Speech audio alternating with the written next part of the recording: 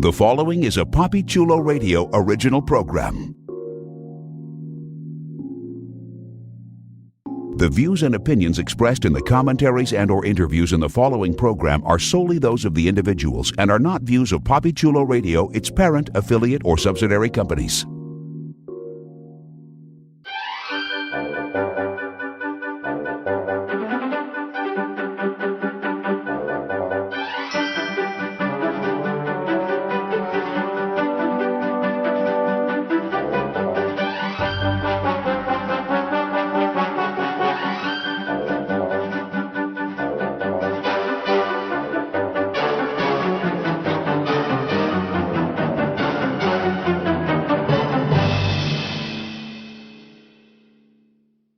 Welcome to Storybrooke Weekly Mirror in Wonderland, the unofficial Once Upon a Time in Wonderland internet radio show, exclusively on PapiChuloRadio.com.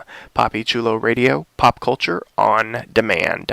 I'm your host, Papi Chulo. During tonight's broadcast, we're going to revisit ABC's Once Upon a Time in Wonderland. Later on in the broadcast, get ready for a spoiler alert as we bring you the hit ABC series as Easter eggs and ratings. So please welcome my wondrous co-hosts. First up, she's going to run off with this loser. It's Brittany. Oh my god, that is accurate. Hey guys. I'm so glad to talk about this show. Tells us a lot about your life. What do you mean about my life? That I'm gonna run away with the loser? Yes. There's nothing more to it. It's all in the title. It's like a Reddit title. Like, that's all you need to know. Yes. Next up, obviously, she's not princess material. It's Katie Cat. Obviously. Duh, I'm queen material. Well, damn. Hey. I was hoping you'd respond that way. Hey guys, hope you're all doing well tonight. And she wanted a queen for a daughter. It's Priscilla. I'd rather just be the queen myself, thank you, but yay! Hey guys! Welcome everyone. So let's jump into our recap of episode 1.05, which was titled Heart of Stone, and originally aired on November 14th, 2013. Here's the official synopsis of the episode. In a flashback, Will Scarlet and Anastasia jump through the looking glass to enter Wonderland against her mother's wishes, since she disapproves of Will. They both soon realize that life in Wonderland isn't exactly what they had both imagined. After being humiliated while attending a ball at the palace, Anna convinces Will to steal the crown jewels in order to get them out of poverty. But in an instant, Anna is caught red-handed by the king, who makes her a proposition she can't refuse: to marry him and be his queen to avoid prosecution. Meanwhile, in current Wonderland, the Red Queen convinces Alice to help her acquire magic dust in exchange for information about Cyrus, who, in turn, has managed to skillfully escape Jafar's castle, leaving the White Rabbit in a compromising situation. Let's start off with the ratings. Ratings for the episode Heart of Stone, for when it originally aired on November 14th, 2013. This episode was viewed by 3.73 million viewers. Alright, so I want to get everyone's initial reaction upon rewatching the episode. So I want to get everyone's just initial take on it. We're going to start off with Priscilla. Holy shit, like, this was an awesome episode. Not only do we get background on Will and Anastasia, but we get this amazing Anastasia as the Red Queen team up with Alice, and that scary scene afterwards with that little chick that looks like she's from The Conjuring, baby Alice. That was fucking amazing, beautiful. I loved this entire episode. It's great. Brittany, what did you think of the episode? Would you agree with Priscilla for once in your life? Oh my god, we've agreed at least like twice. Come on. Oh, okay, well, there you go. Gives more credit. But yeah, no, I definitely agree with her. I think the episodes have been getting better and better. And one of the things I had been waiting for was basically Will Scarlet's past. I mean, we talked about Anastasia and we got the reveal, and I was like, holy crap! I really want to see like what happened to them. And I love that in this episode we get them so in love at the beginning, and then towards the end they just fall apart. And I was like, this is one of those tragic love stories. Like, no one dies, but I think that's what's more heartbreaking, right? That two people did kind of fall apart, but mostly on Anastasia's side. And I just thought that was brilliantly done. And as for the present with the Red Queen and Alice, that was amazing. The dynamic between them, the rivalry that we've seen like in the animated movie, and now here, it's so great. There's more depth, and there's more stakes, and it was just so great. It was fantastic. I loved every minute of it. All right, now you jinxed them, Brittany. Why? I What don't I know. say? You're always jinxing people, so I was like, I don't what? remember what I said. This is why You jinxed their love. No, No, like she mentions nobody died, but I'm just like, but our hearts, we are fucking Yeah, dying. well, I don't have a heart, so there you go. I'm just kidding, but You yeah. have a heart of stone. After this episode, I do. Oh. Katie, what'd you What's think this of magic the episode? I agree with Priscilla and Brittany. This was a really good episode, and it's one of those episodes that when you think about the series, this is like the one that my mind typically goes to, because it shows one of the more interesting relationships on the show, that has a lot of depth and a lot of secrecy and mystery to it, and you got to see a lot of the past that explains some of that mystery surrounding the relationship in present day. You got to see that in the backstory in this episode, and it was done really well. It's just to go, I can't remember who it was that mentioned it, but just to go from seeing at the beginning their love, like they're so in love, and she's willing to do anything to keep them together and to stay in Wonderland, and then at the end she leaves him and furthers herself rather than their relationship. So it was just a really well done episode, and you got to see little Alice, and that was a great scene. That was a really good scene. I can't wait to talk about it later, but it was really well done, and it is one of those episodes that I think about when I think about the series in general. I agree with all of you. I thought it was a very strong episode. I'm a big fan of the Will and Anna storyline and romance. I love a romance that has a little bit of angst, not teen angst, which is its own sort of genre on television. I like sort of angsty romance that's difficult, and you know that they're meant to be together, but they're all making like the stupidest mistakes. But you know that someday, like one of them's gonna wake up and be like, "What the fuck did I just do? I like ruined everything. I need to fix it." So I love seeing their romance and play out in the past, and sort of just seeing the I don't know, like the heartbreak and the I don't know what you would call it, but maybe the realization maybe that she fucked up a little bit in the present day Red Queen. So I like that. I mean, obviously, like the sweeping romance is Cyrus and Alice, and I've compared them in the past to sort of like the Snow and the Charming. I feel like the Red Queen and Will are, in a sense, not in the same way, obviously, but they're more in line with like Emma and Hook in a sense, Oh, thank God. For a sec, I thought you were going to say Regina and Robin. I was like, no. They didn't have any type of angsty or even sweeping. No offense to the fans of But that's a whole nother story for a whole nother show, which we talked about it the entire season. Go download Storybrooke Weekly Mirror, The Mothership, and you'll listen to our thoughts on Outlaw Queen. But yeah, I feel like they have much more in common with Emma and Hook than, like, let's say Rumbelle, which is like completely dark and twisty and no happiness, at least in my opinion, at least right now.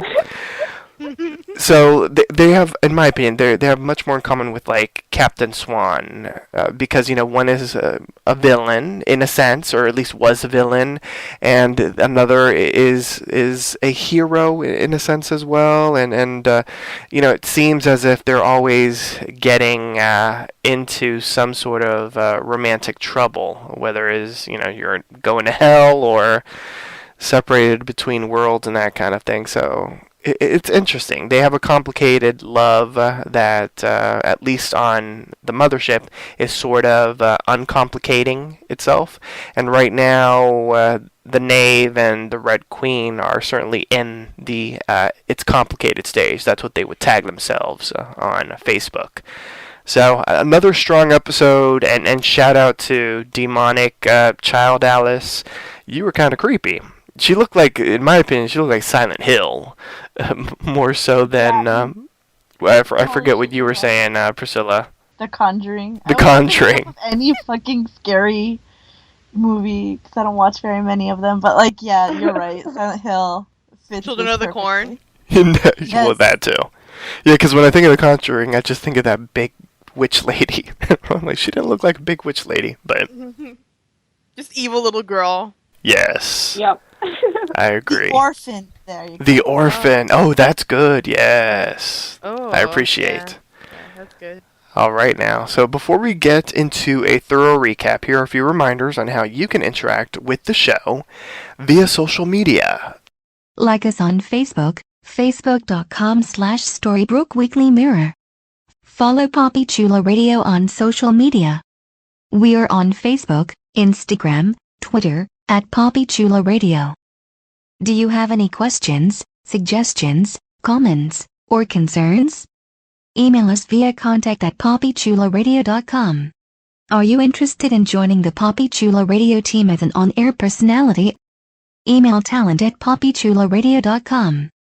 Binge listen to your favorite Poppy Chula Radio programs by visiting poppychularadio.com/archives.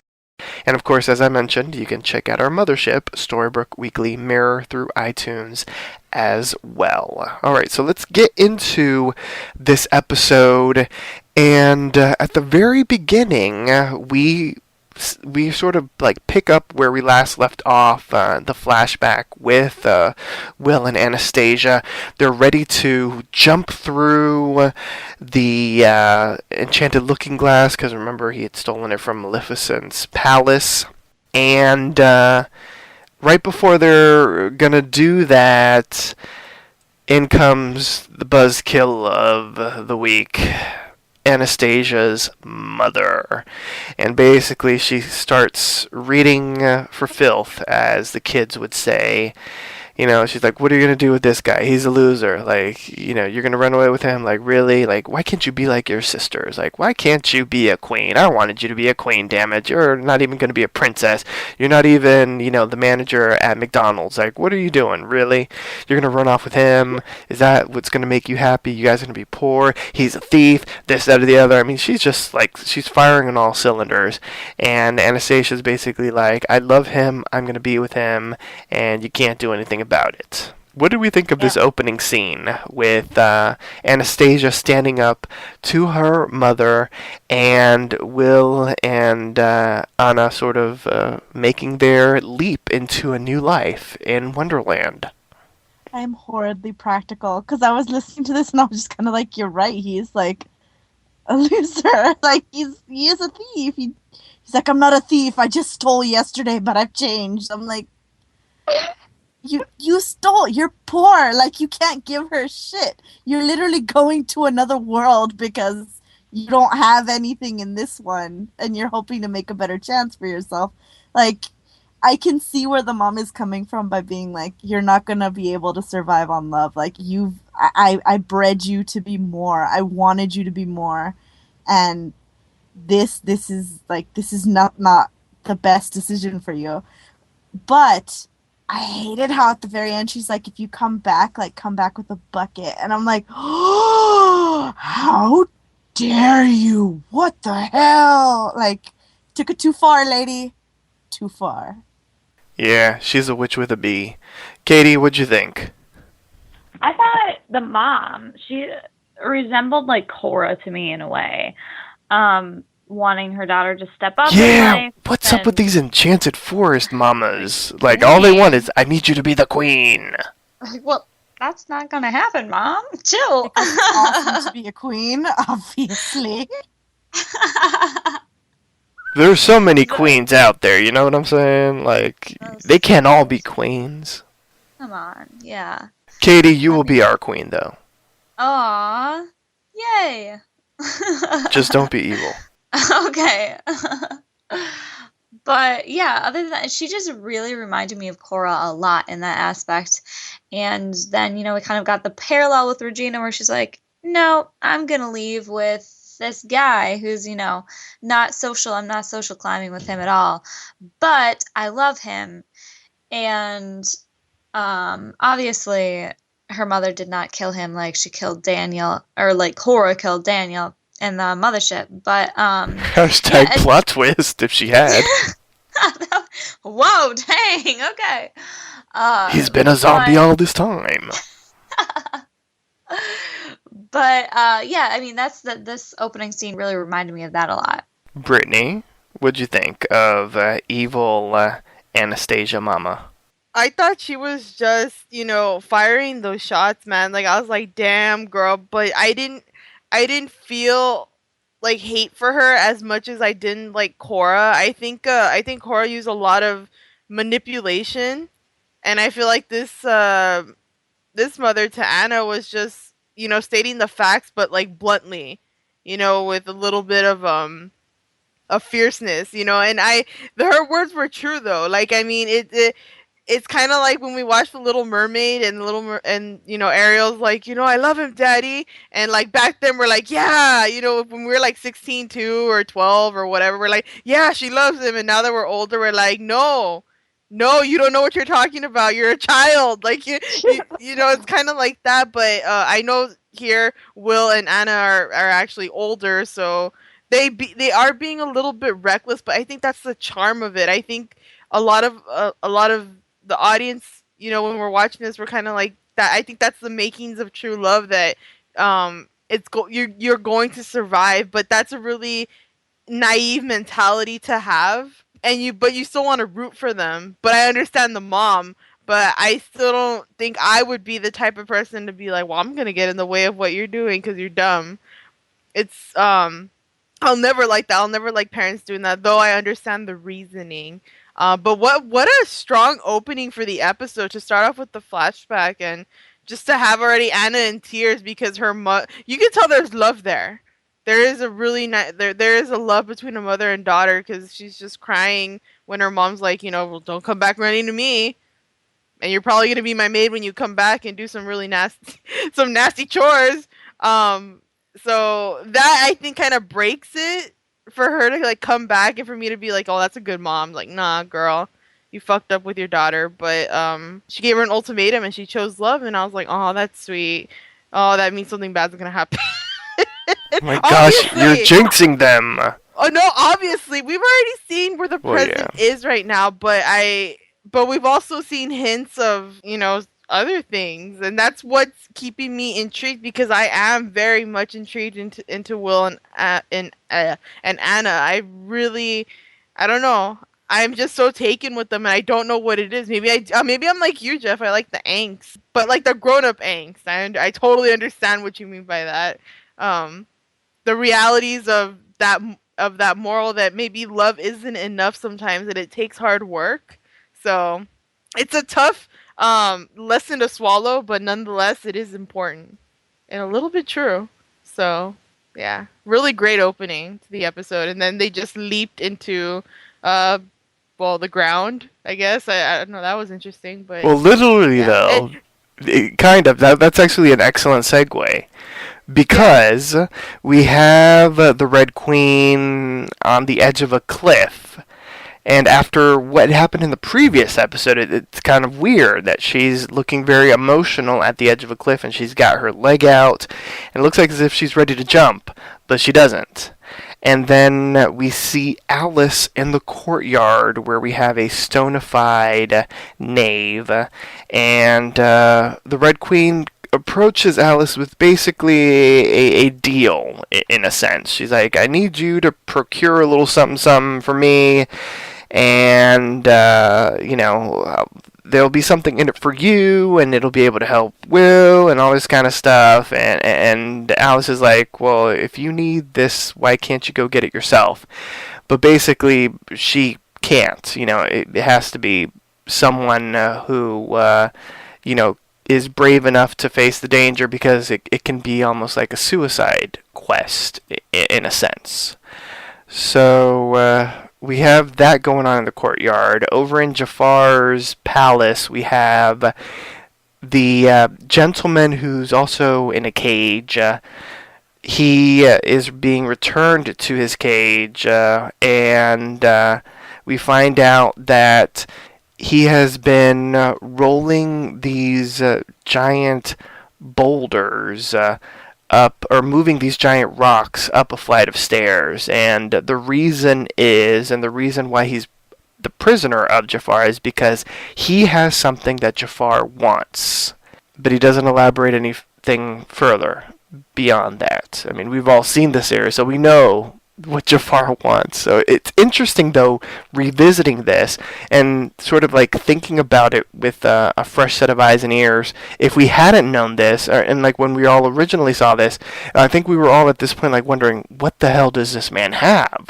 Like, what's going on, and why is he a prisoner, and then what does Jafar want with this man? So rewinding back to the Red Queen's conversation with Alice, would you have helped the Red Queen out after everything that she's done? Would you have trusted her? Would you have taken the deal, Brittany? Or Priscilla, since Priscilla was ready to jump in? It's just, there's a difference between trusting someone and taking the deal. Like, it's true, you don't have any leads. There's no Will telling you, well, there's this other thing that might help. Like, you can't even trust the White Rabbit. Like, there's nobody out there in Wonderland who can help you. And the Red Queen, the only one she can call up Silver Mist. Maybe not. Exactly. Like, Silver Mist would be like, you just murdered Will another way? Sure, fine, go ahead. That's what I wanted anyway. Have fun. But no, like, so you can't trust her, but you have to work with her. Interesting, yeah. Brittany, what do you think? Do you agree with Priscilla once again this episode? Oh yeah, I mean, what else are you gonna do? Are you gonna just find your own lead and where and what? It's just it's better to try than to not, because you're gonna kick yourself, for not even considering that maybe there's a way. And the thing is, what I've learned from Alice in the past 5 episodes is that this chick is smart. Like, even in a bad deal that could go south, I feel like she has some kind of trick up her sleeve so that she can get away with something, or just get something out of it, even if all the odds are against her. And honestly, like, I did not believe the Red Queen, like, for a second. And I think, in a way, Alice has a blind spot for Cyrus.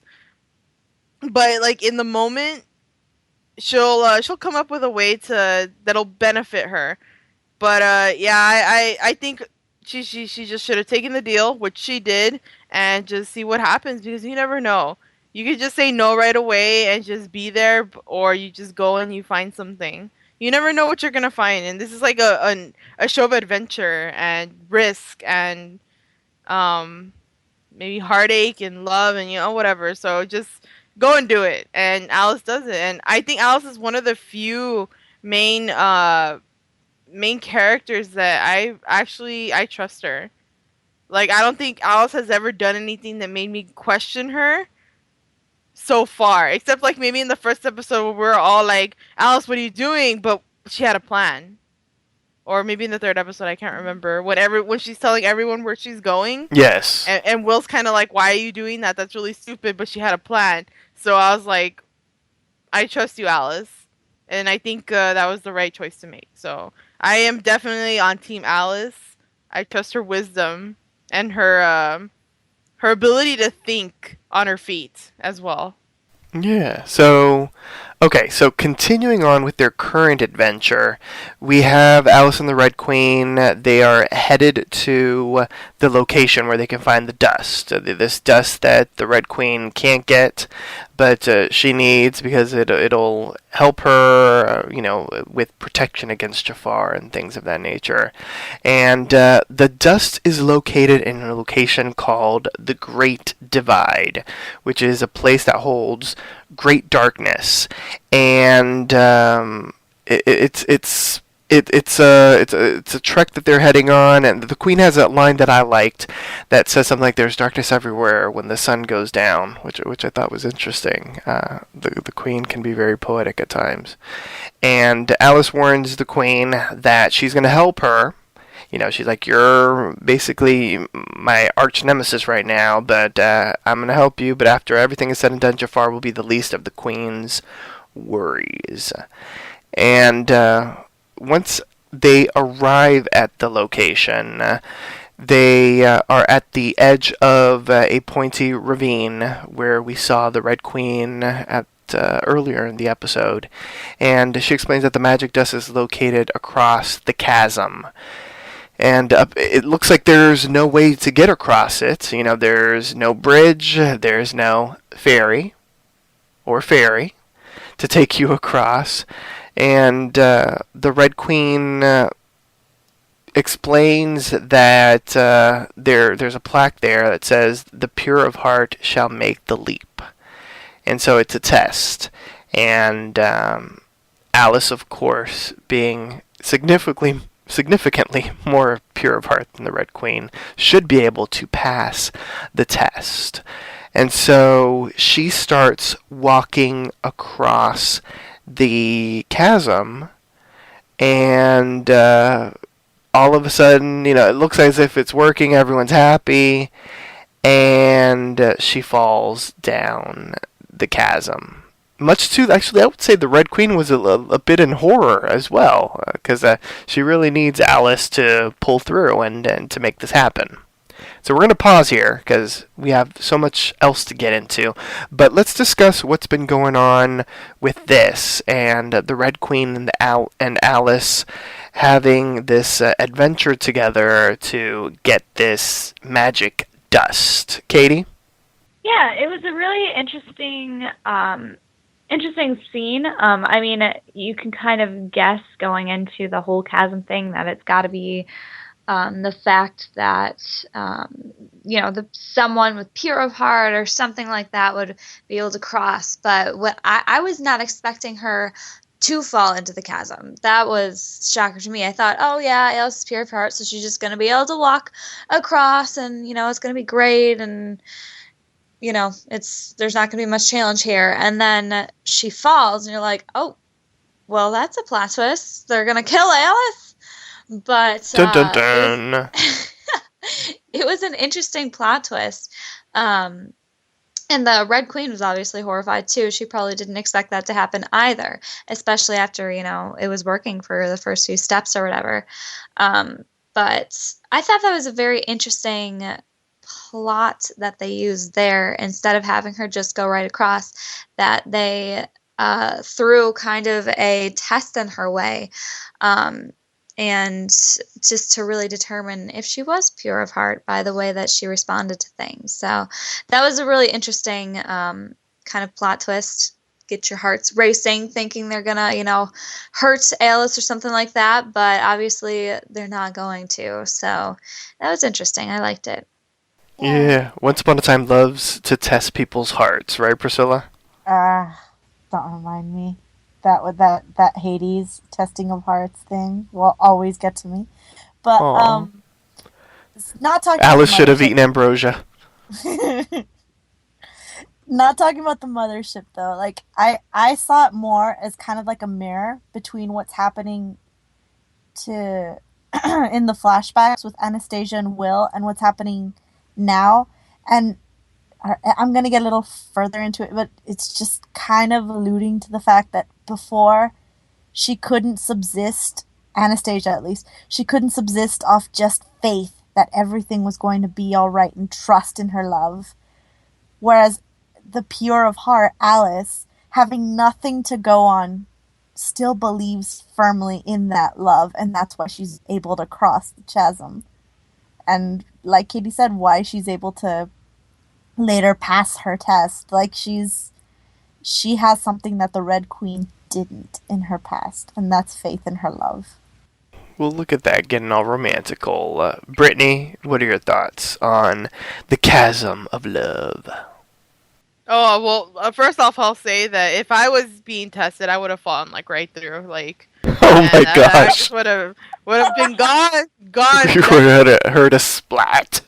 Done so, yeah. Well, the queen fell, and she didn't, you know. Well, But, yeah, before... Well, you are a queen of darkness.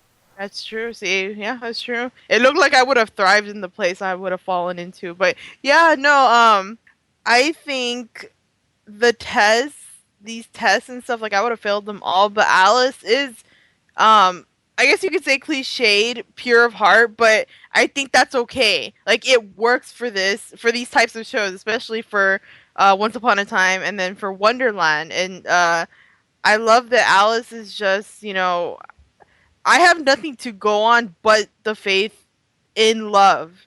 The faith I have in love with Cyrus, and it's pretty cool that they give us that she's walking and we're like, oh shit, that's awesome. Bam, she falls. I was like, oh god, look, it's not enough. Oh my god. And I think what's also cool about Anastasia is that her story's not so black and white.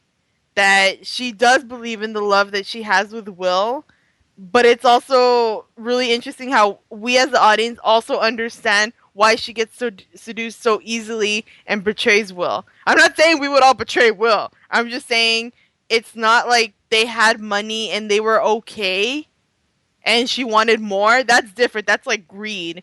But here they don't really have much to go on, so she gets seduced. You know, like I can't believe I'm sympathizing with the Red Queen, you know, even though I already love her. But she's not black and white. And if there's anything I like more in a character is when there is a gray area. So, I love gray areas. It's amazing. And I'm like, how gray is it? Is it more on the good? Is it more on the sympathy? You know, can I relate to her? Can I understand her? And if I can, oh man, so good. You are Brittany Gray. I am. Well, I'm the Queen of Darkness, but... Yes. And you get easily seduced, apparently. Yeah, I would have. Yeah, definitely. Oh, gosh. You do love a daddy figure. This is true. Oh, gosh. The psychology of Brittany. Coming to PoppyChuloRadio.com later on this summer. And iTunes. What did we descend into? Yes, last episode it was a cookbook, now it's this? It's too much. Good grief. Okay, let's save us. So we have Cyrus. Cyrus is in his giant Iago cage, I guess. And remember, he's cutting through with the wishbone, right? Yeah, That's right.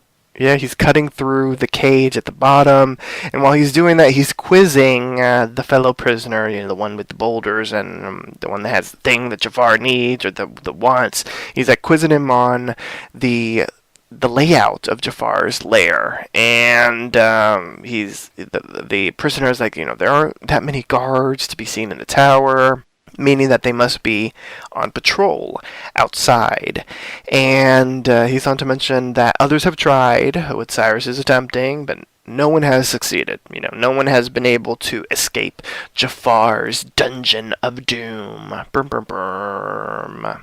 And elsewhere in the tower, we have Jafar in his Cave of Wonders. And remember, one of the Tweedles is under his payroll.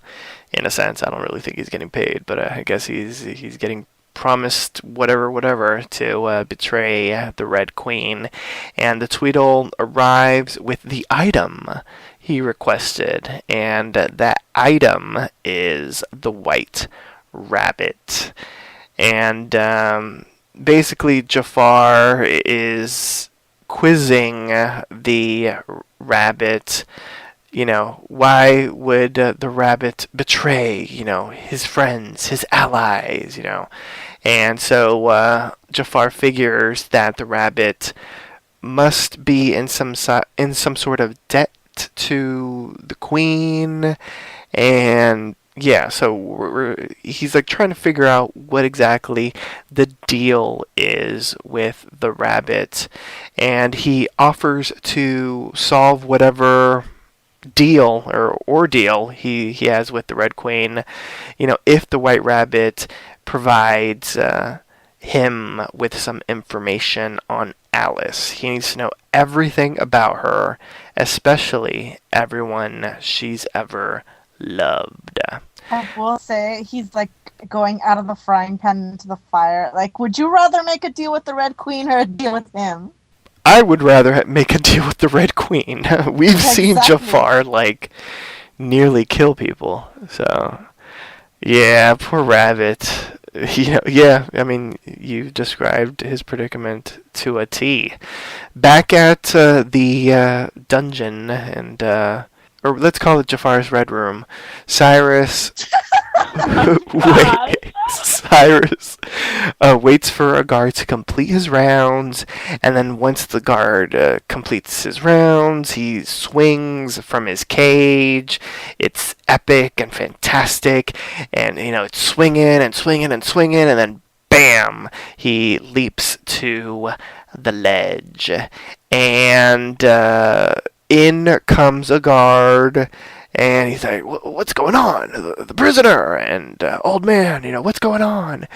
And while the prisoner sort of distracts the guard, bam, comes Cyrus, pops him in the head. They get into a fight, and he ends up tossing him over the edge into wherever the hell it ends up going.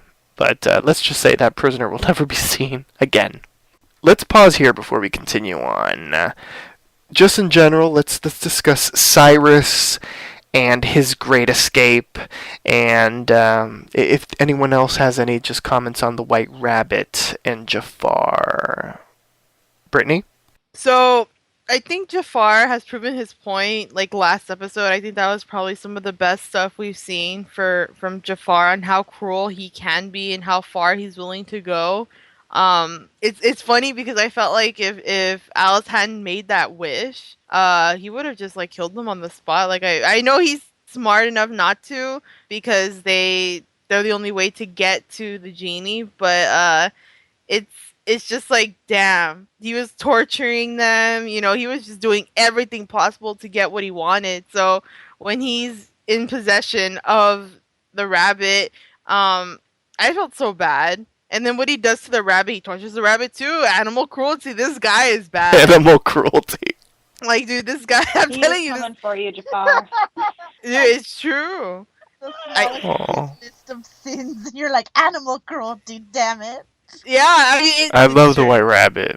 It's like not as much as Granny, but I love the White Rabbit. It's like when my friend and I go and we watch scary movies, the blonde is dying first, everyone's dying, but if they touch the dog, he's like, no, I hate this movie, don't do it. He won't feel sad for the human, but he will for the animals. But yeah, it was so disheartening to see that. I was like, man, this poor bunny is just being he's literally a ping pong.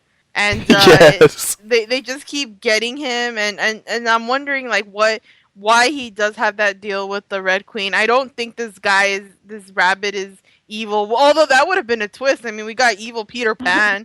We could have gotten an evil rabbit too. Yeah, that would have been cool. That would have been interesting. And we've been wondering, right, ever since Alice, or we all found out that he gave the information to the Red Queen, we're like, well, why? Why is he doing this? And I can't wait to find out why, and for us to support him and be like, oh, okay, I get it. But I feel so bad for him. I really do. And I think this guy just doesn't want to be in this. Neither would I. So, Jafar, you're a little shit. But I'm totally enjoying him. The Red Queen is such a different evil, and then we got like Jafar, who I feel is just pure evil, and it's amazing, and I love it, and I love his hair. Keeps changing. Oh my god. It's True. This time it was like smooth and wavy, wasn't it? Like Yeah. The Jafar Jack School Curl. of Wigology. He has more styles than I can than I can do with my hair. I mean, I'm gonna admire the shit out of that. It's awesome. Jafar's God. beauty school.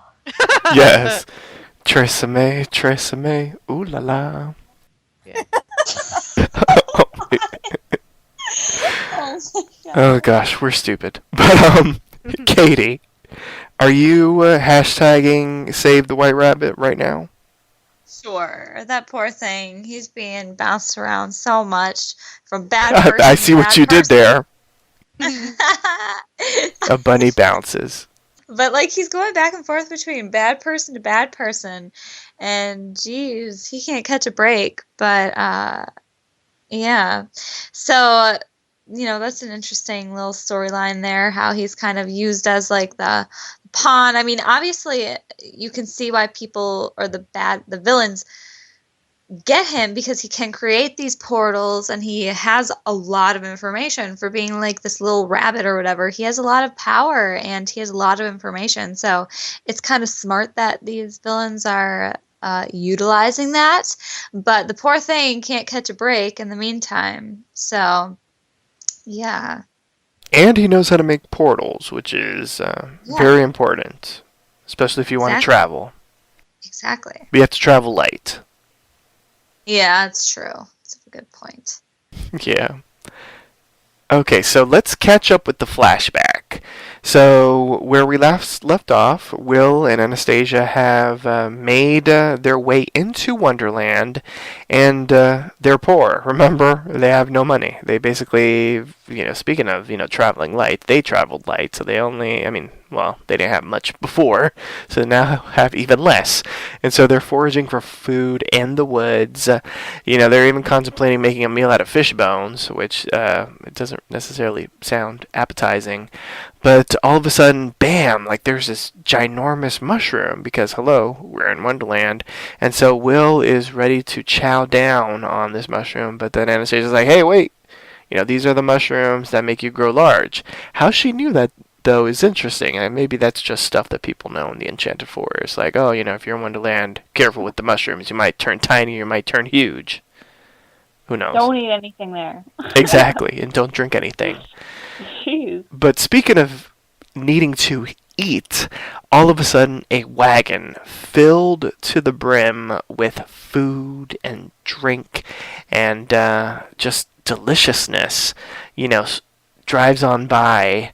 And the smell of fresh bread, just draws Will and Anastasia like a moth to a flame burned by the fire. My love is blind, can't you see my desire? 'Cause that's the way love goes, kids. But they're ready. They want the food, but obviously the men on the wagon aren't willing to spare even a loaf, because the food is for the grand ball to be held at the palace later that night. And so Anastasia is like, we need to crash that ball. We need some food. We need to get our grub on. And Will is like, well, you know what? We're going to have to borrow some new threads to be able to attend this ball. And obviously, threads they do get, because they arrive at the ball. They're having a wonderful time. This is apparently the first time Anastasia's ever heard the word darling, because she's fascinated by it and starts repeating darling, darling everywhere. And she even runs into the king, darling, and he seems to be charmed by Anastasia, and everything is going wonderfully until Will is caught stealing. The guards, are like, he's a trespasser, he was stealing, and then all of a sudden some lady's like, and that's my dress, it was stolen from my wagon. And yeah, so Will and Anna are tossed out of the palace, embarrassed and, peasants, all that kind of thing. Katie, were you feeling for Will and the Red Queen? Or I should say, it isn't the Red Queen. Were you feeling for Will and Anastasia? Oh yeah, so much angst, you know. Would They you try given to them a loaf sneak- of bread? Yeah. You know, maybe. Oh my gosh.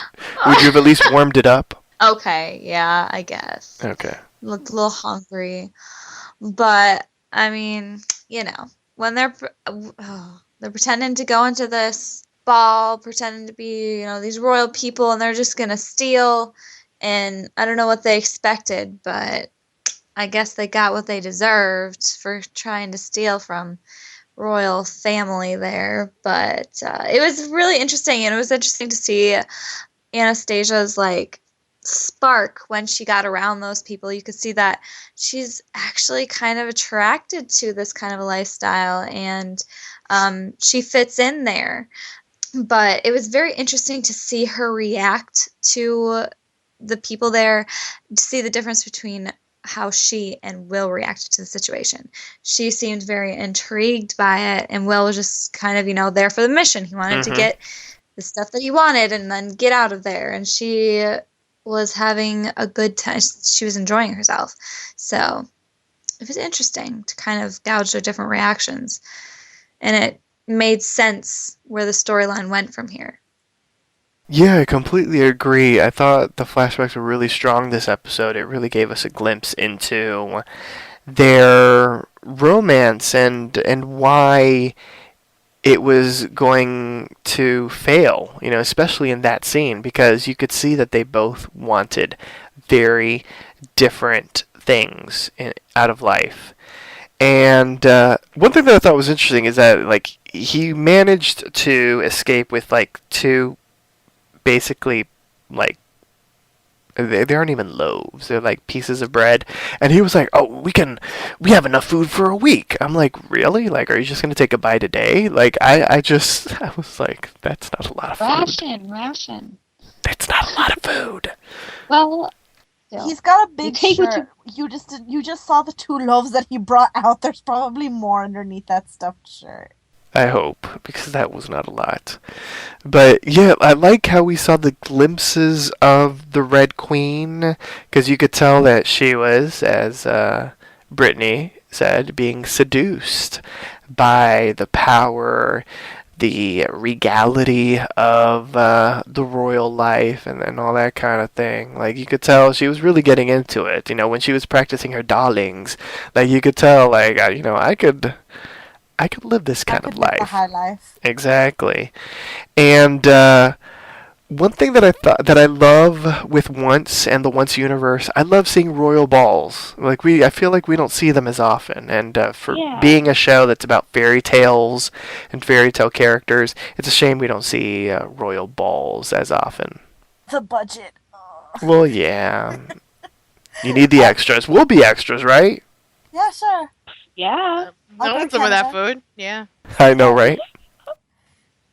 I loved the royal, the ball, but I agree with both of you. You could totally see their wants being different, whereas he is happy just with her and with food. And you saw coming in there, he's just uncomfortable being in a fancy suit, and he's not comfortable dealing with other royal individuals. She wants to be there. She you just flash back to what her mother said. She was prepping her to be a princess.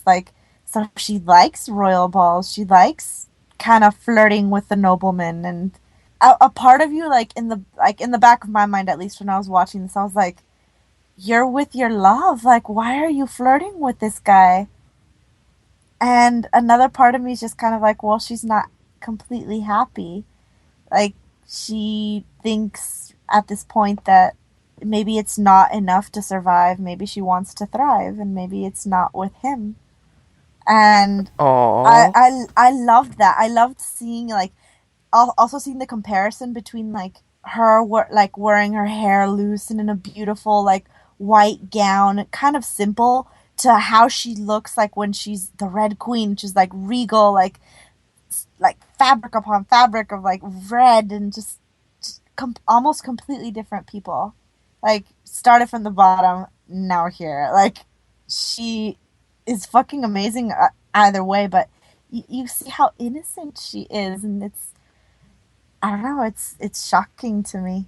I'm gonna jump off what you said about, or all of you I think are agreeing that this is Anastasia likes the lifestyle of being rich and having things, but I'm gonna actually disagree with you guys and say that I think she was brought up to like it, but also in the sense that I think any person that gets the taste of what it's like to live the royal life, you're going to want it, because she lived a comfortable life or whatever she had with Will in the other dimension or world or whatever.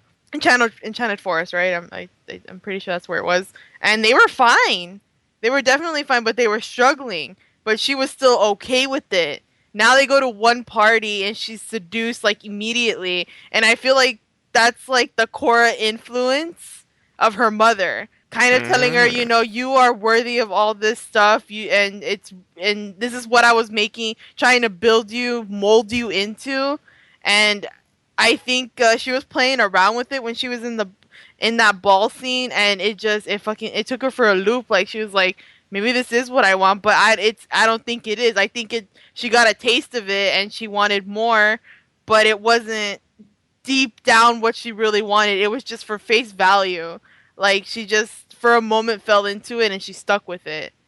And I don't know. That's how I took it personally, which is why I don't think it's black and white. I just think she does want to be with Will, but she got a taste of something different, and she's like, "Damn, I want to try this, and we'll see what happens." But it feels like a total betrayal, though. Like definitely to Will, and I do think that Will is definitely the one that's like, we can just live together with love and we'll make it through. And Anastasia kind of gets it is harder than I thought. But I do think she was just seduced. I think if she was a little bit stronger, they could have been okay. Not to say that their lifestyle was okay, because shit, like I said, I would have been seduced too. But by an older royal sugar daddy? Yeah, I mean, you don't need to have love.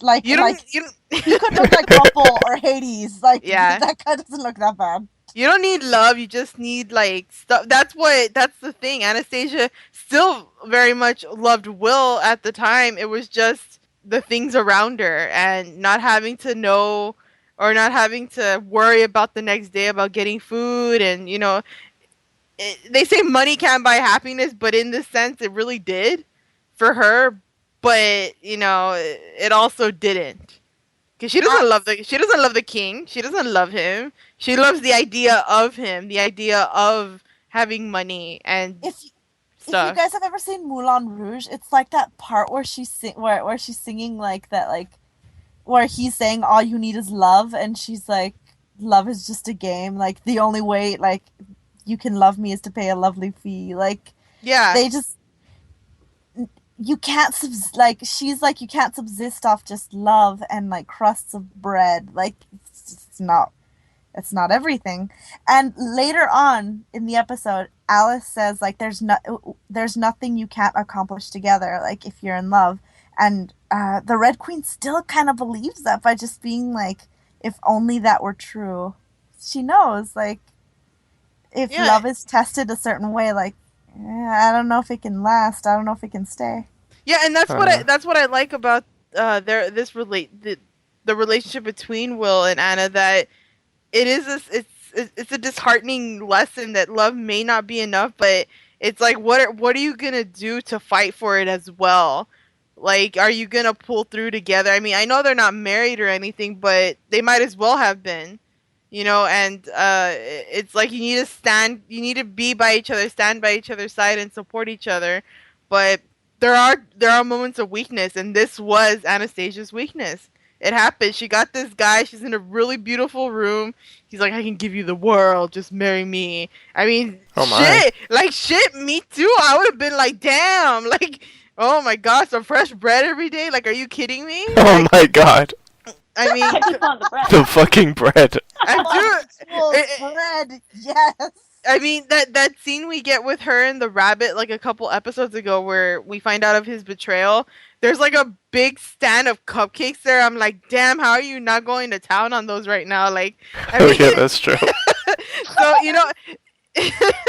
If there's anything about Wonderland, they know their pastries. yeah, just the seduction of having all that stuff is just it's strong.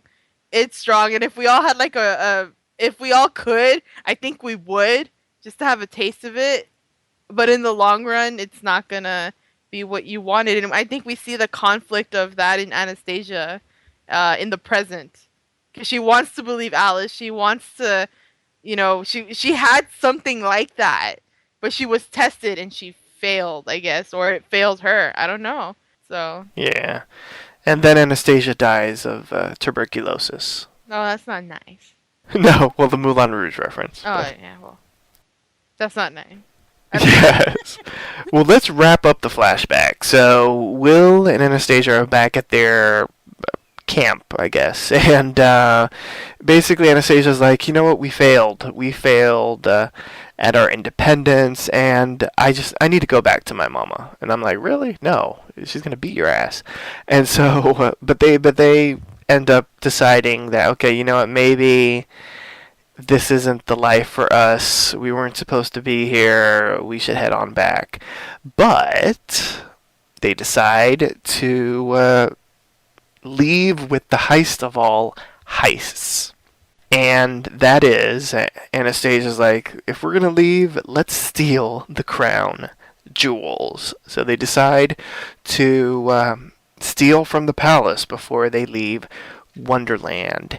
And so that night, I'm assuming it's that night, we have Bandit Anastasia. She's creeping through the throne room while Will waits outside under a balcony to receive the goodies. Anastasia picks the lock, and she's ready to just swipe everything from the royal jewelry box cabinet thing. And she stops for a moment to admire a tiara. I don't know if many of you have noticed, but it's the same tiara that she's wearing throughout the episode and that she wears in the series. And, she's looking at it, and then all of a sudden her thievery and banditry is interrupted by the king. And he's like, why are you stealing my riches? And she's like, well, I need them more than you do. And so the king goes on about the haves and the have-nots, and this is how life is, although it doesn't have to be that way because there's something special about you.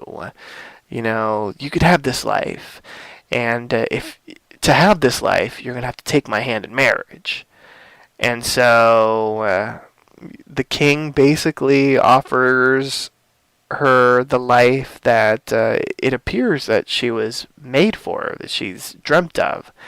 And the king leads Anastasia to the mirror, places a tiara on her head, and tells her that her ambition to be more than what she is now is perfect for a ruler, and that's exactly what he desires in a queen.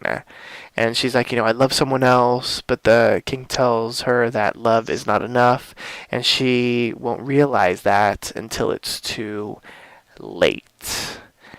And so we have Will under the balcony. He's like, Anna, hurry up, hurry up. Then all of a sudden, Wonderland citizens have gathered, because I guess they all have email and text message alerts from the palace and whatnot. And so the king appears on the balcony, and he's like, I would like to introduce all of you to my new queen. And Anastasia steps out, finely dressed, to greet the court. And at that moment, you can see Will get crushed. Like, his heart, I think, literally broke at that moment. As, we see Anastasia and Will lock eyes together, one last time. And scene. So what did we think of the end of this flashback? I loved this flashback. Oh my god. the bittersweet agony, the angst. The feels. You know what though? Like if it's a seduction with power, like goddamn, that king did a really like damn fine job of it by being like, all this riches could be yours, and like really like, are you satisfied? Like, could you be satisfied just living the way you do now? Like you're meant to have more. You could have more with me. Like the way he phrased all this shit, I was just kind of like, God damn, Will, you stand no chance. Kiss everything goodbye. She wants that crown more than she wants you right now. And to be Yeah. fair, I would too. That crown is gorgeous. What the hell? Oh gosh.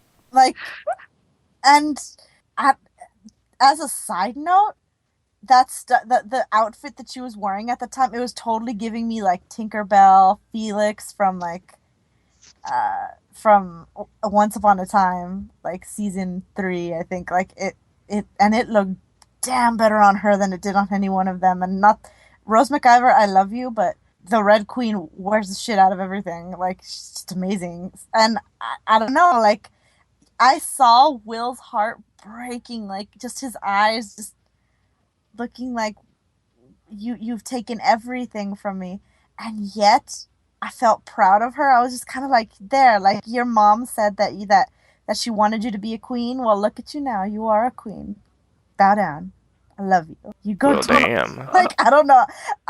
I'm like the exact opposite of like, true love conquers all. True love does not get in the way of bread and jewelry. Like that's Oh gosh, the damn bread. that Oh my God. was amazing. I loved that scene. Just enough bitterness and sweetness to like just win everything. Well, there you go. Katie, would you have taken the crown? Well, no. Oh my, that means maybe. But it's tempting. I mean, I can see why she chose it, especially for her, knowing her personality and such like that. It was a very tempting offer, and he was very manipulative, I guess you can say, in the way he was saying it, or giving her his spiel or whatever. But yeah, it was a very interesting scene, and I can see why she took it, even though it was very disheartening to see her go down that path, especially with Will right outside the castle. That was a really sad scene. You could literally see the heartbreak in his eyes when he looked up, and the king's new wife was Anastasia, his love, who he thought, she's going in there to steal the crown. We're going to be able to live off of this money or whatever. And Bread for life. yeah, exactly. Bread for life, man. Never mind. She had to go and get married in the, however long it took to go steal the crown. But 2.5 minutes. it's like, geez, okay, that was quick. It's a plot twist, I'm sure, for him especially. But it was a very interesting way to go about the episode and to end the episode on a note like that. But it was very, you can see why she chose that route rather than stay with the thief who couldn't offer her that much. But this guy could offer her so much. So yeah. And Brittany, I've got to ask you. You would have had that crown on in like 3 seconds, right? Well, see, it depends who my lover is, because if he's sexier... Oh my gosh, I love how you said my lover. Oh yeah. Cause yeah, he ain't my husband, so... Oh gosh. Oh my God. She's still in the red room. Yeah. She is. She's in one of the cages. Yeah, and then boyfriend's kind of like, I don't know, like very innocent, but I know I'm not innocent, so I love You're him. not that innocent. Yeah, I can imagine by then. No, and I think, but I do think I would have definitely wanted the taste of it, but I have some self-control, Oh, really? man. I got some control, like, and I think one of the things that did bother me this episode in the beginning when they jump into Wonderland was like, why didn't they take something of value with them so that they can sell and make money when they're in Wonderland? And like, they just went in there with nothing. I was like, well, no wonder you don't have anything, because you brought nothing with you. Like, they had a whole house. Like, Wonderland isn't wonderful. It's no wonder for you. Oh my Exactly. gosh. Bring something. I don't care anything. Be a little bit smarter. So it was it was on them, but I don't fault Anastasia for what she did, but how she did it and when she did it. Oh man. Oh, she didn't even let him down easy. She just fucking showed up fabulously. And Will was like, "Oh, you cold-hearted bitch! Like, what the fuck?" Um, and it was heartbreaking to see that because I really liked their dynamic. I thought it was really sweet. Like she's very understanding. She understands his lifestyle. She doesn't judge him for it, and he's just so enamored with her. And if someone that sexy is taken with you, I don't know why you would drop that. Like no way. Like yeah, this old guy, he's got money, but Will, come on, that accent though, that accent. So That bread, those jewels by Will. yeah, I don't blame her, but I also think that the way she could have let him down could have been a lot easier. I didn't want to see Will just break right there. Like, damn, you don't even have to say anything; you can just see it. And I think that's even worse because I'm there and I'm like, oh fuck, you know what? Well, now that you're free, I'll go for you. I'll show you a life she could never give you. But yeah, so sad times, but Well, damn. powerful. Very powerful opening and then powerful ending. Like definitely did a 180. Like insane. I loved it. Yeah, I agree. The flashback was really good. So now that we've gotten the flashback out the way, let's quickly go through Cyrus' story because not that much else happened. Cyrus is making his escape, and he's, headed to the exit of Jafar's secret lair. And Jafar, remember, he has his little powwow with the White Rabbit, and he's gathered all the information that he needs about Alice from the rabbit, and but he's like, the rabbit can't leave just yet because the sorcerer needs him to open a portal to another realm. Well, the White Rabbit is like, I'm kind of done. So he's like skedaddles out, and as he's running away, he runs directly into Cyrus. And there's a very tense moment, what's going to happen? Is the White Rabbit going to say something? Is he not? And so the White Rabbit actually tells Cyrus to go find Alice, and he stalls Jafar by agreeing to open the portal. And Jafar comments, that it's a wise decision because there are dangers lurking outside of the palace. So heading back into our homegirls that are having their little excellent adventure. Remember the last time we left Alice, she was falling down the chasm. So she falls to the bottom of the cave, and there are sort of these voices calling out for Alice. And Alice, demands to know, who's talking to her. And it is a creepy-looking young Alice. And the young Alice is, sort of like, it's like, it's good to see you and all that kind of thing. And Alice, of course, is wigging out. She's creeped out by this young Alice. And Alice is like, the dust, I need the magic dust. And this younger Alice tells her, she hasn't earned it yet. And she starts quizzing Alice and, requesting that Alice remember her dreams. And Alice is like, she dreamt of Cyrus. And she's like, no, you dreamt of revenge. And she's like, you can't lie to me, I'm you. You can't lie to yourself. And so this young Alice is like stomping her feet, and it starts shaking the chasm and everything. It's shaking it so much, she's like, I know what you want. You want a chance to kill the Red Queen. And so the Red Queen up above is like feeling each tremor. And so much so, I don't know why she was standing at the edge of the ravine, but she was. And with one final tremor, she topples down over the edge and into the cave below. As above, now below, I guess. And the Red Queen is there now, and the Alice, young Alice creature thing is like, kill the queen. You have to kill the queen if you want, anything you need to kill the queen.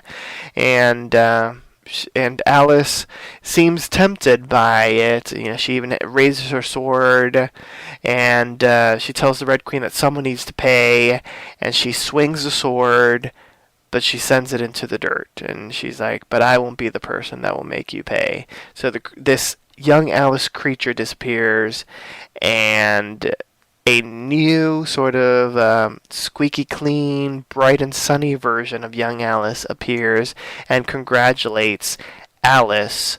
And she's like, this was a test, and by sparing your enemy, you have proven that you are pure of heart. And so the happy, squeaky clean young Alice grabs Alice's hand, and then this young Alice dissolves, and she turns into the magic dust that they have been seeking. And so Alice gathers all the dust into the bag, and the Red Queen wonders why Alice spared her, and Alice basically tells her it's because she is not like the Queen. Back at the top of the ravine, how they got there, no one will know. The Red Queen asks Alice to hand over the dust, but Alice refuses. She's like, tell me first where Cyrus is located. However, the Queen betrays Alice with magic. Well, maybe the magic sent them back up. And she steals the satchel with the dust. So the Red Queen says that she has no issues with lying to Alice or even stealing the satchel because there is only one of them that has the pure of heart, and that is Alice, not the Red Queen. And so the Red Queen leaves with the dust, but Alice, of course, proves that she's 20 steps ahead, and she opens her hand to reveal that she has a bit of the magic dust that she saved for herself. And so at the end of the episode, we see Alice use the dust, and she sends it out into the wind, and it reveals Jafar's hidden lair. It was, I guess, cloaked by magic, and we see where Jafar's lair is, and that's where Cyrus is. And the Red Queen uses the magic dust back at the courtyard, and she uses the dust to de-stonify Will Scarlet, the Knave of Hearts. So, thoughts on Alice being tormented by the young Alice creature, and the magic dust and what it was used for. Katie? It was really interesting. This is, despite, flashbacks being my favorite part of the episode, this is another really good part of the episode.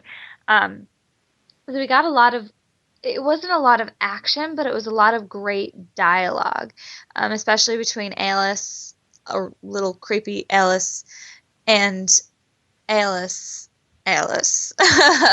Yes. It's so confusing. It was, but it was really interesting because we got to see like this very creepy version of the little Alice that we remember from the movie, the animated movie or whatever, with the blue Demented dress. Alice. Yeah, exactly. Demented Alice with the blue dress, and her hair's kind of askew, and she's got dirt on her face and stuff like that. But it was really interesting to see, and it was a very interesting concept that she was trying to get Alice to believe her because, well, how can you not? I am you. I know you, and I know what your thoughts are and what what you want and what you desire, and she put up a very convincing argument, I thought, and it was really interesting to see that Alice chose the right path. And I mean, that's typical of the hero character, but I liked how they kind of faked us out at that moment and made it look like she wasn't going to choose the right thing, and she had actually cut down the Red Queen. For a minute there, I thought she did, but obviously she did not, and she chose the right thing. She passed the test, and the Red Queen kind of turned on her last minute, but she was clever again, as is our favorite trait from this character. She was clever, and she kept a little bit of the dust for herself. And but the Red Queen still used the dust to turn Will back into I guess, a human, I guess you can say, instead of a statue. Yes. So that was interesting too. You can see that she still very much cares for him, and she doesn't want to see him in pain, and she doesn't want to see him be a statue. She wants him to be a real living person, I guess. So that was a great ending to the whole saga. It was a nice twist as well, because at the beginning, the Red Queen was like, I need this for protection for myself against Jafar, and this, that, or the other. And in reality, she used the dust to save Will. Yeah, exactly. It was very interesting. Yeah. Priscilla, your thoughts on the dust and Alice versus Alice versus Alice? I loved that little Alice just kind of like, I can give you what we both want, and she brings the Red Queen into the foray, and she's like, kill her, like, you, like, it's not fair that she has everything and we have nothing. And you just flash back to the same fucking argument that young Anastasia got with the king. It's like, it's not fair that you have all these jewels and I have nothing. And when evil little Alice says, like, you have to make her pay for all of, like, the crimes that you've done, you see this little tear fall down, like, the Red Queen's face. Like, she knows she's done, like, horrible things, and she still doesn't want to die. She's like, and I don't know whether we're supposed to spoil this or not, but, like, for any viewer that doesn't know, like, there's a reason she cries, and there's a reason, like, she's doing everything, and you kind of get a hint of that, like, with what she uses for the dust.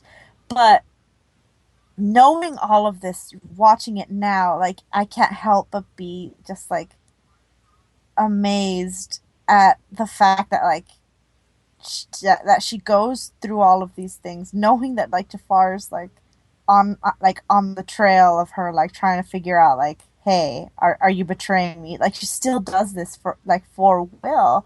She still, like, went and got the dust and got Alice for Will.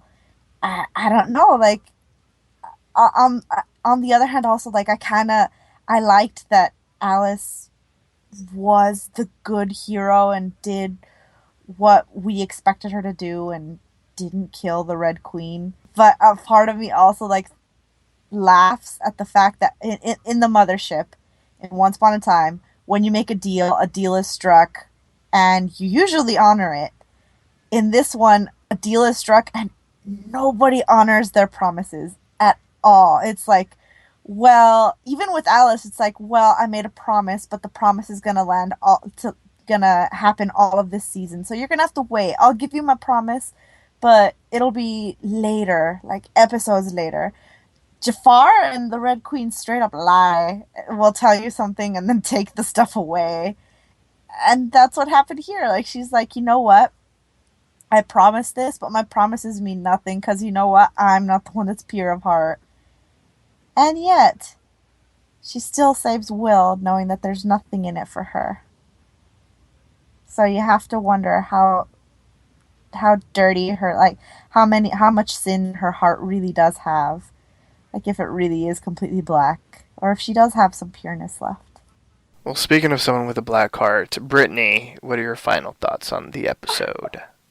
Oh, it was just it started amazing and it ended amazing. I think that twist of her helping Will, it makes it seem almost after it happens that it wasn't a twist. I think we get hints in here, and in previous episodes, that she still very much cares about Will. Whether she's still in love, or it's nostalgia, or it's just she's fond of him or something.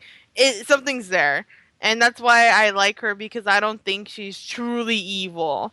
She's just she just back then she made a really selfish decision, a selfish mistake. I think even, and she's paying for it right now. But with what little time she has or little window, she takes them and she saves him. And you see the way she looks at him, like um when she had him captured, and the way she looks at him and she's like, I'm gonna get you out, and it's all there, and I don't think any of it's a trick. I think it's genuine, and it's beautiful, and I love it. I love their love story. I love Alice and Cyrus too, of that innocent, love conquers all, we're gonna find each other. But I also love this, angst and tragic, and I'm hoping they find their way back to each other. As for Alice versus Alice, that was some creepy ass shit. I love scary movies, but I hate little girl. I don't know why every scary movie has to have an evil little girl. I think there's only like 3 movies I've seen with an evil little boy, and it has to be an evil little girl. So. Oh my gosh. But Alice's restraint, or maybe not even restraint, just I don't think she ever has the intention of killing anybody. Unless it's kill or be killed. That's different, but I feel like she still tries not to do it. And I can always admire her for that, because I feel like I'm weak as fuck and I probably would do it. Like, girl, you did this to me.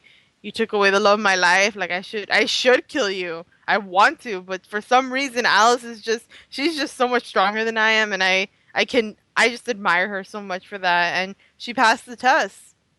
And she gets the fairy dust, and like I said, I told all y'all that she is very smart and she'll think on her feet.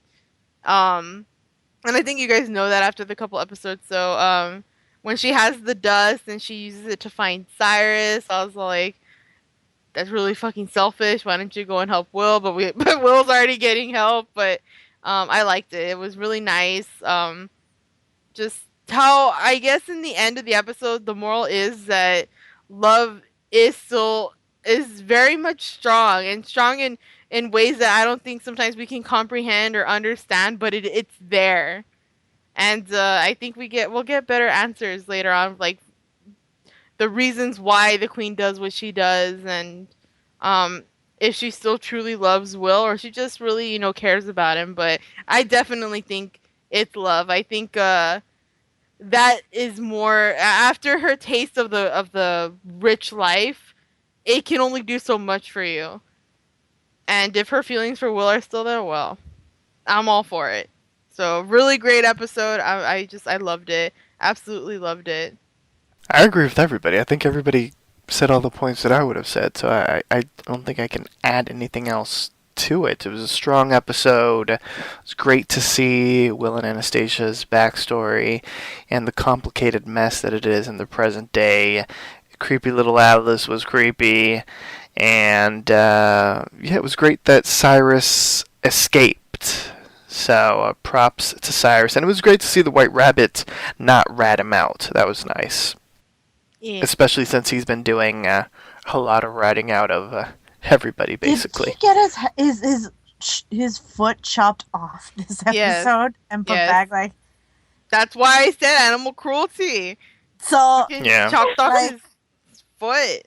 That's pretty nice. Like, what for him?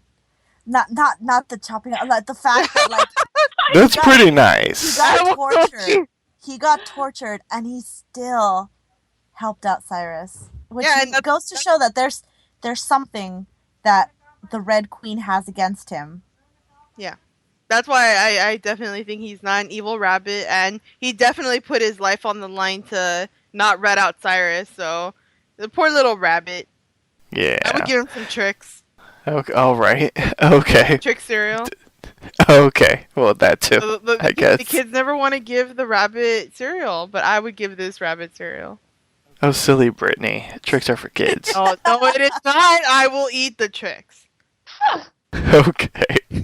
Speaking of tricks, let's chat about the MVP, the most valuable player, the character that impressed you the most, and why. So let's get everyone's MVP for this episode, and we'll start off with Priscilla.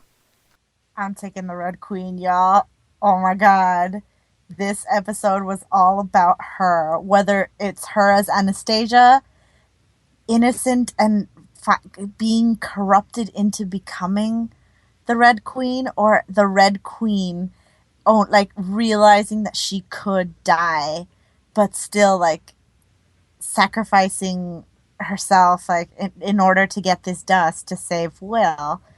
Like a bit of like, I don't know, it's a conundrum in your head. You're just kind of like, how is this possible? How do you give up someone but then risk so much to save them? The duality of it just like is awesome to me. I love the Red Queen. MVP for sure. Brittany. I'm gonna have to go with the rabbit. Animal cruelty, I'm against that. So, no, Oh my gosh. I think, I love it. Brittany's a new spokesperson for PETA. and that's because I don't own a pet. I wish I could, but my mom does not like pets. Yes. I think that with him being in his situation of going between the Red Queen and Jafar and just getting put in these situations where he there is no win-win. It's just lose-lose for him, and we still don't even know why he has to do the things that they're saying. Whether they have something on him or just straight up torture, until they get it. It's so sad to see, but it's also just heartwarming that even when he's in such trouble and the consequences are dire, he still finds a way to help Alice and Cyrus. And my guess is he's probably trying to help Alice as much as he can in the, like, maybe we don't see it, the scenes, but for sure he helps Cyrus escape, and that's like the one thing Alice is looking for right now. And if he didn't help, we wouldn't get Cyrus finding a way out.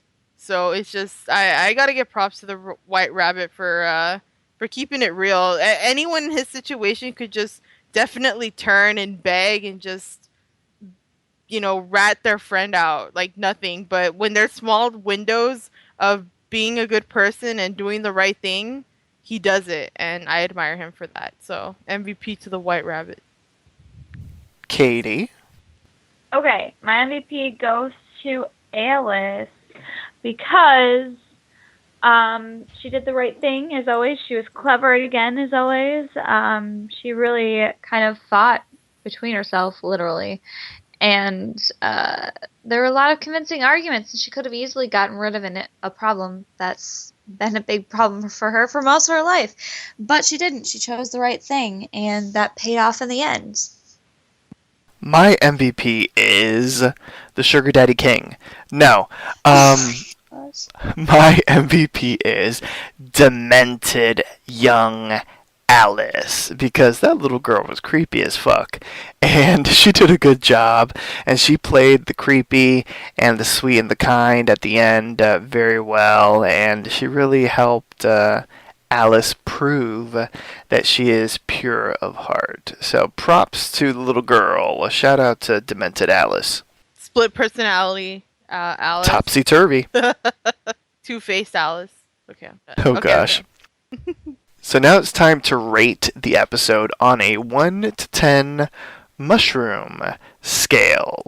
So 1 being horrible, 10 being the best. You may use the point system in between. If you feel like something isn't worthy of a 7 or an 8, you can be a 7.5 or something.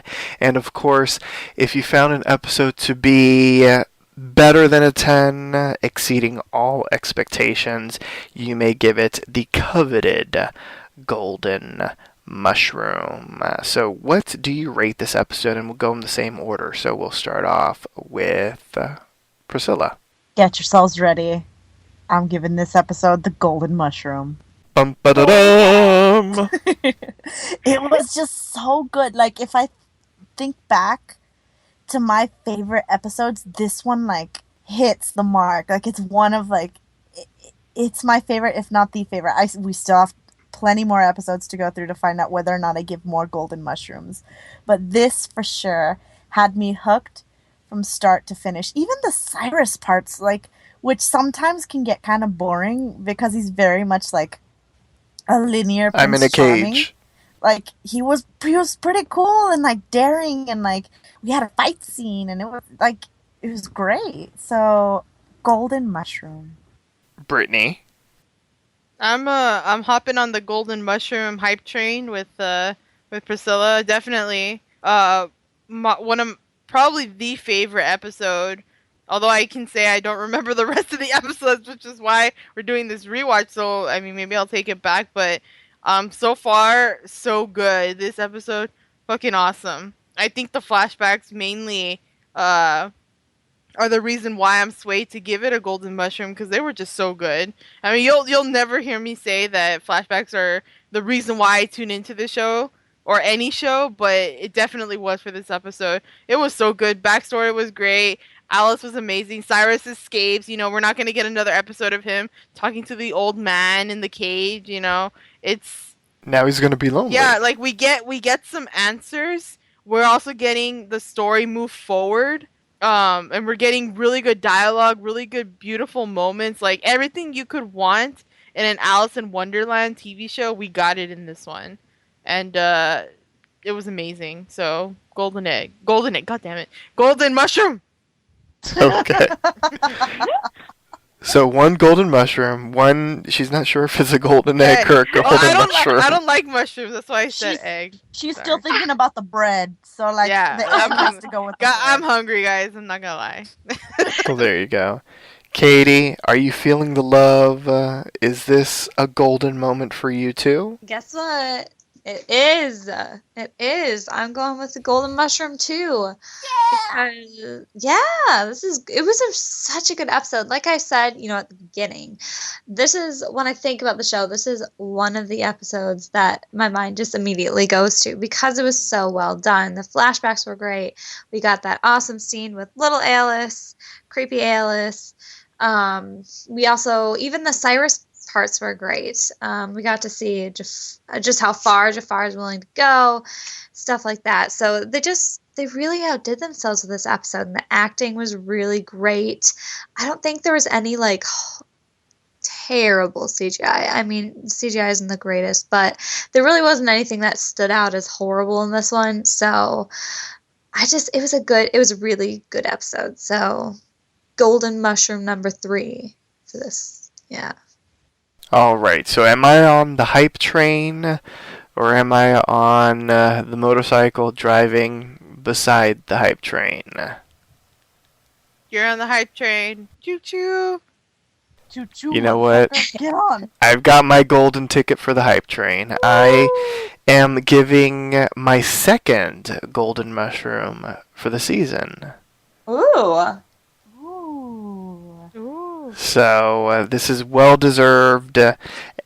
As all of you have said, a very strong episode, strong with the flashbacks, strong with the current storyline, and strong with each of the different storyline threads, the Alice and the Red Queen section, the Jafar and White Rabbit section, and the Cyrus section. Just a very good overall episode, and an episode that can certainly define the series in and of itself, besides referencing the mothership. I think this is one of the episodes that just makes it a strong episode for the series as a whole. So kudos all around. So right now, it's time to get a little spoilery. Let's dive into some Easter eggs featured in this week's episode of Once Upon a Time in Wonderland and the Once Upon a Time television universe. This is an official spoiler alert. Spoiler alert. Check out our official Facebook like page by visiting facebook.com/Storybrooke Weekly Mirror. So, a quick little shout out to the opening title card, which featured the Red Queen's carriage. And there aren't as many Easter eggs in this episode. Something that is of note, and this has been something that has been of rampant speculation of the fandom, and I think it's mostly headcanon that a lot of people are wishing that this was real. And I think if we would have had more of Once Upon a Time in Wonderland, or at least more of the characters visiting the mothership, it probably would have been real. But the Red Queen, Anastasia, shares many aspects in common with Cinderella's stepsister from the Disney film, such as her name, of course, Anastasia, and the fact that a prince chose her stepsister instead of her, and the fact that she has sisters and whatnot. A lot of people have taken on the idea of Anastasia being related to Ashley, aka Cinderella, on Once Upon a Time the Mothership, and we haven't gotten that connection as of yet officially, but I think all signs point to yes. I know, Katie, you and I have had lengthy discussions about this on the Mothership, especially around the time when Will Scarlet was going to join the Mothership. So it's interesting to note, and definitely a missing thread piece that might never be answered. I guess we'll find out in the future. Right, Katie? Yeah, for sure. I'm sure. Okay. Listeners, send Katie questions about the Red Queen and if she's related to Cinderella. Yeah, she needs to answer them all. I need like 10 of them at least. Okay. Yes. Good grief. Other sort of correlations with other pieces of work. This episode features a rendition of Through the Looking Glass, focusing on the Red Queen's rise to power. Also included from the same story, of course, is the Red King and the Tweedles, Tweedledee and Tweedledum. Of course, we have characters from Alice's Adventures in Wonderland, of course, Alice, the Knave of Hearts, the White Rabbit, as well as characters from the Aladdin story, the Sorcerer, and the Genie. The old prisoner says that Jafar has made him, move giant rocks from the bottom of a stone staircase to the top. This is a reference to Sisyphus from Greek mythology, who was punished by being forced to roll an immense boulder up a hill, only to watch it roll back down, repeating this action for eternity. So those are all the Easter eggs for this episode. So listeners, join us next time for a brand new installment of Storybrooke Weekly Mirror in Wonderland. Visit the Papi Chulo Radio archives to download this episode and many more. Binge listen to your favorite Papi Chulo Radio programs by visiting papichuloradio.com/archives. You can download tonight's broadcast and the rest of the series through iTunes. Just search for Storybrooke Weekly Mirror in Wonderland and subscribe. Please like us on Facebook by going to facebook.com/Storybrooke Weekly Mirror. You can also like Papi Chulo Radio on Facebook by going to facebook.com/Papi Chulo Radio. Help Papi Chulo Radio financially by visiting gofundme.com/Papi Chulo Radio. Email us via contact@papichuloradio.com with any questions, suggestions, comments, or concerns. Are you interested in joining the Papi Chulo Radio team as an on-air personality or blog contributor? Email talent@papichuloradio.com. Co-hosts, please wish the listeners a good night. Good night, guys. Good night. 4 golden mushrooms, guys. Watch the episode. It was great. Bye. That was very enthusiastic. It should be. This is a great episode. 4 golden I agree. mushrooms. I'm still reeling over that. Thanks for tuning in. Join us every Tuesday at 7 p.m. Eastern, 4 p.m. Pacific throughout the summer for a brand new installment of Storybrooke Weekly Mirror in Wonderland. Good night, everyone.